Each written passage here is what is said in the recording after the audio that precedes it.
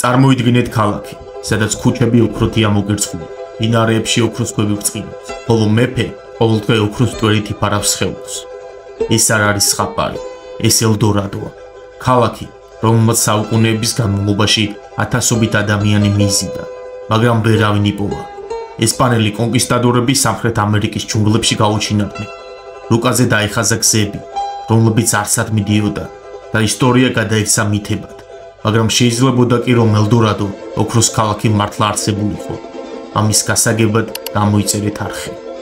ელდორადო არის ლეგენდარული, სიმბოლური ქალაქის წარმოსახვა, რომელზეც კონკისტადორები და მეზღვაურები ოცნებობდნენ. ეს არ იყო ნამდვილი ქალაქი, ყოველ შემთხვევაში დღემდე არ აღმოუჩენიათ.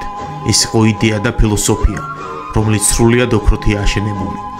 ადამიანები იმ დროს ესპანელები თვლიდნენ, რომ სამხრეთ ამერიკის ჯუნგლებში არსებობდა ქალაქი, რომელიც ყველა სხვა ადგილისგან გამორჩეული იყო თავისი სიმდიდრით.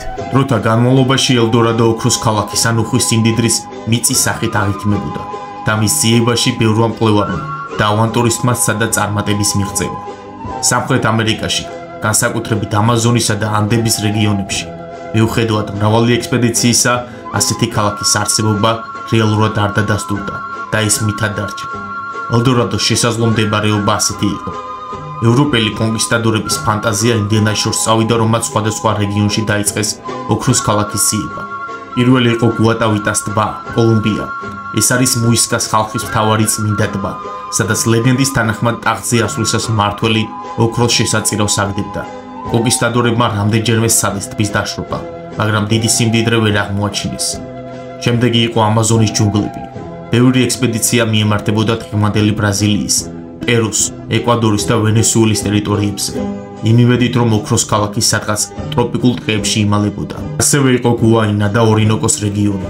ინგლისელი მეზღვაური ვალტერ რალეი ფიქრობდა, რომ ელდორადო მდებარეობდა თანამედროვე ვენესუელისა და გვინეას ტერიტორიაზე. ანდების მთები, ზოგი ფიქრობდა, რომ ინკების მიწებზე უნდა არსებულიყო საიდუმლო ოქროს ქალაქი, რომელიც კონკისტადორებმა ვერ იპოვეს. ელდორადოს ისტორია იწყება სამხრეთ ამერიკაში, კოლუმბიის მაღლობებზე მცხოვრები მუისკას ხალხით. მას სჯეროდა, რომ მათი მეფე ციპია ყოველი ახალი მმართველობის დაწყებისას უჩვეულო რიტუალს ასრულებდა. ის შედიოდა წმინდა გუატავიტას ტბაში. მთელი სხეული ოქროს მტვერით ჰქონდა დაფარული, ხოლო სასულიერო პირები ტბაში ძვირფასეულობას ყრიდნენ, ღმერთების პატივსაცემად. ეს ამბავი ევროპელებმა პირველად მე-16 საუკუნეში მოისმინეს. კონკისტადორებისთვის, რომლებსაც უკვე ჰქონდათ ინკებისგან ნაძვარცვის სიმდიდრის გემო გაგებული, ეს საკმარისი იყო. მათ დაიჯერეს, რომ სადღაც ჯუნგლებში არსებობდა ქალაქი, რომელიც მთლიანად ოქროსგან იყო აშენებული. მრავალმა თავგადასავლების მოყვარულმა და გამდიდრების სურვილით შეპყრობილმა ადამიანმა შემოიარა სამხრეთ ამერიკის ჯუნგლები. ასეთები მრავლად იყვნენ. დიეგო დე ორდასი პირველი ევროპელი იყო, რომელმაც ელდორადოს ძიება სერიოზულად დაიწყო. 1529 წელს ის ესპანეთის მეფისგან ნებართვას იღებს და ვენესუელის ჯუნგლებში მიემგზავრება. მისი მთავარი სამიზნე იყო ორინოკოს მდინარის აუზი, რადგან ადგილობრივ ლეგენდებში იყო საუბარი მდიდარ ქალაქებზე ამ რეგიონში, თუმცა რეალობა სულ სხვა აღმოჩნდა. მისი რაზმი გაუვალ ჯუნგლებში დაიკარგა. ტროპიკულმა დაავადებებმა, შიმშილმა და ადგილობრივმა ტომების თავდასხმება ისინი საბოლოოდ ამხოცა. ორდასმა ვერ იპოვა ოქრო და გაწმილებული დაბრუნდა ესპანეთში. მაგრამ მისმა მოგზაურობამ გზა გაუხსნა მომდევნო, კიდევ უფრო დიდ ექსპედიციებს. ფრანსისკო ორელიანა იყო პირველი ევროპელი, რომელმაც ამაზონის მთელი სიგრძე გადაცურა. მისი ექსპედიცია 1541 წელს დაიწყო, როდესაც ფრანცისკო პისაროსთან ერთად ამაზონის აუზში შევიდა. ორელიანა თავისი გემით მდინარეზე დაეშვა და ცდილობდა საკვები ეპოვა. ის ამტკიცებდა, რომ დაინახა მდიდარი, კარგად განვითარებული ქალაქები ამაზონის ნაპირებზე, სადაც ოქროს ბრწყინვალე ტაძრები იყო აშენებული.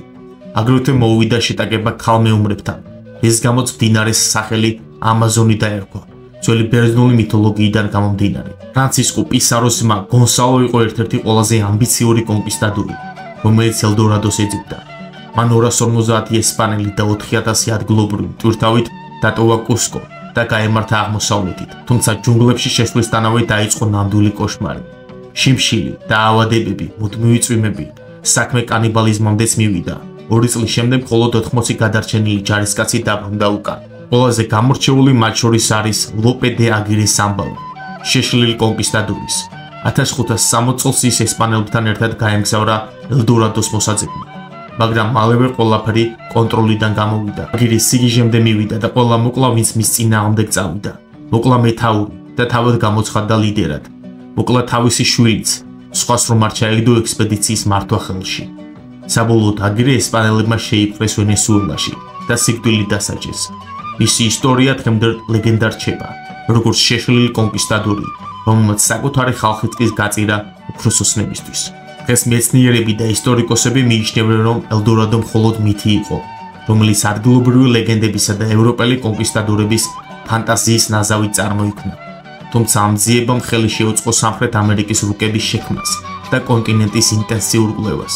აღსანიშნავია, რომ მიუხედავად იმისა, რომ ელდორადო როგორც ოქროს ქალაქი არ არსებობდა, თუმცა ინკებს, მუისკებს და სხვა სამხრეთ ამერიკულ ცივილიზაციებს ნამდვილად ჰქონდათ უზარმაზარი რაოდენობით ოქრო, რაც კონკისტადორებისთვის სიმდიდრისკენ მიმოვალს ასწავლა. ელდორადოს ლეგენდამ საუკუნეების განმავლობაში შთააგონა მხატვრები, მწერლები, რეჟისორები და მუსიკოსები. ის ხშირად ხდება როგორც თავგადასავლების, სიმდიდრისიების და ადამიანის გაუმარცხარი ამბიციის სიმბოლო. ვოლტერი, რედიარდ კიპლინგი, ედგარ ალან პო და სხვები თავიანთ მოთხრობებში და პოემებში საუბრობდნენ ელდორადოზე.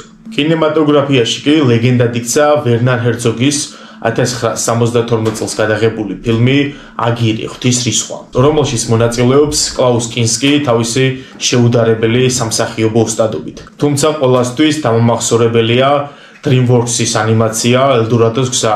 ანიმაცია ორ ესპანელ თაღლითზე, მიგელზე და ტულიოზე, რომლებმაც შემთხვევით მიაღწიეს ელდორადოს. ელდორადო ალბათ მაინც მიუღწეველი ოცნების სიმბოლოა. მუდმივად სასურველი, მაგრამ შეუძლებელი იდეალი. სრული ბედნიერება ან მარადიული წარმატება. ასევე შეიძლება განვიხილოთ როგორც ადამიანის შინაგანი ძიება, სადაც სიმდიდრე ფიზიკურზე მეტად სულიერ სიმდიდრეში მდგომარეობს. ელდორადო ალბათ არა კონკრეტული ადგილი, არამედ იდეა, მუდმივი ძიების, განუზომელი ამბიციის და იმედგაცრუების სიმბოლო. ადამიანებს ყოველთვის ექნებათ თავიანთი ელდორადო, რომელსაც ეძებენ, მაგრამ შესაძლოა ის მხოლოდ მათ წარმოდგენებში არსებობდეს. ამით ეს ჩანაწერი დასრულდა, მადლობთ მოსმენისთვის, გამოიწერეთ არხი.